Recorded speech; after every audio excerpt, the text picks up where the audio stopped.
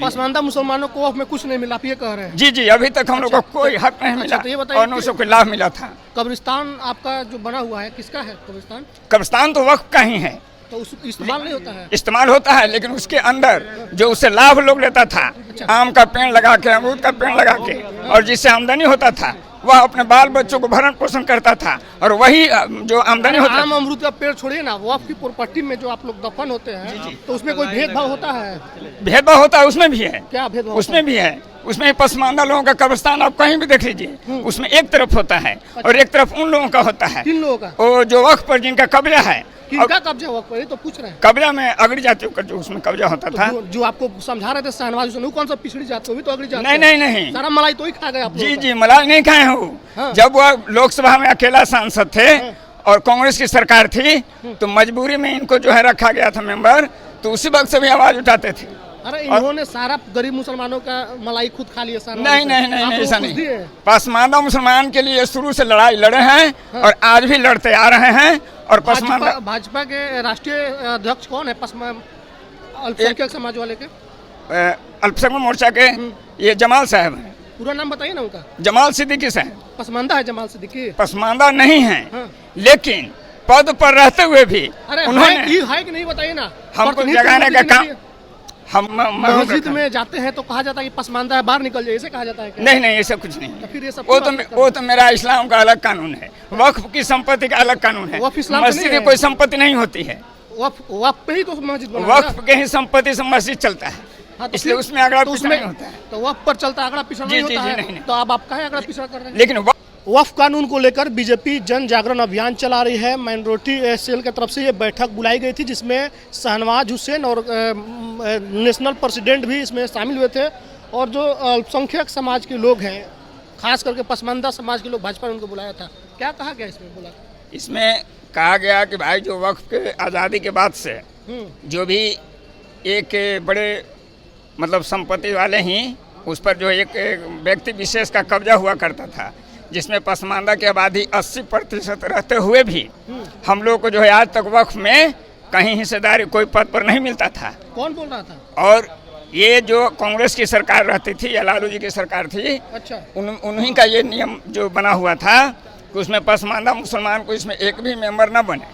और उसी को तोड़ने के लिए हमारे देश में माननीय प्रधानमंत्री नरेंद्र मोदी जी पसमानदा जो 80% हमारी आबादी है। ये शहनवाज हुसैन आप लोग से कह रहे हैं? जी जी जी जी, शहनवाज हुसैन पसमानदा है? नहीं नहीं, वो पसमानदा नहीं है, लेकिन वो पहले थे, लेकिन आज हमारे हक की लड़ाई के लिए उन्होंने हमारे पीठ पर खड़ा है।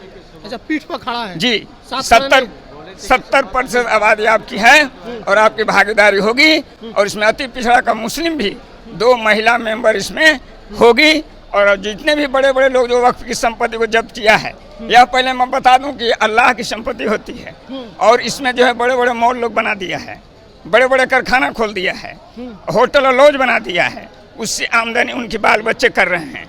जबकि वह यतीम की जो संपत्ति है उसमें बेवा और जिसका बेसहारा, जिनकी बच्ची शादी के लायक है, जिनके पास संपत्ति नहीं है, जो गरीब हैं, जो पैसे के भाव में पढ़ाई नहीं करते हैं, तो ये वक्फ की संपत्ति आप इन्हीं लोगों के लिए। पसमानदा मुसलमानों को वक्फ में कुछ नहीं मिला, आप ये कह रहे हैं? जी जी, अभी तक हम लोग को कोई हक नहीं मिला तो ये बताइए और न उसको कोई लाभ मिला था। कब्रिस्तान आपका जो बना हुआ है किसका है कब्रिस्तान? कब्रिस्तान तो वक्फ का ही है, तो उस इस्तेमाल नहीं होता है? इस्तेमाल होता है, लेकिन उसके अंदर जो उससे लाभ लोग लेता था, आम का पेड़ लगा के, अमरूद का पेड़ लगा के, और जिससे आमदनी होता था वह अपने बाल बच्चों को भरण पोषण करता था। और वही जो आमदनी होता आम अमरूद का पेड़ छोड़िए ना, वक्फ की प्रॉपर्टी में जो आप लोग दफन होते हैं तो उसमें कोई भेदभाव होता है?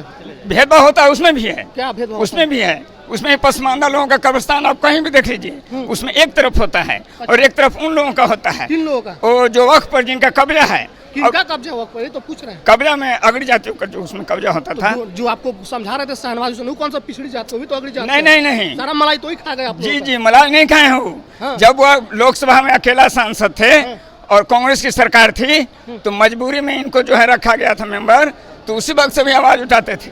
अरे इन्होंने सारा गरीब मुसलमानों का मलाई खुद खा लिया सारा। नहीं नहीं नहीं, आप नहीं लोग ऐसा कुछ नहीं। दिए?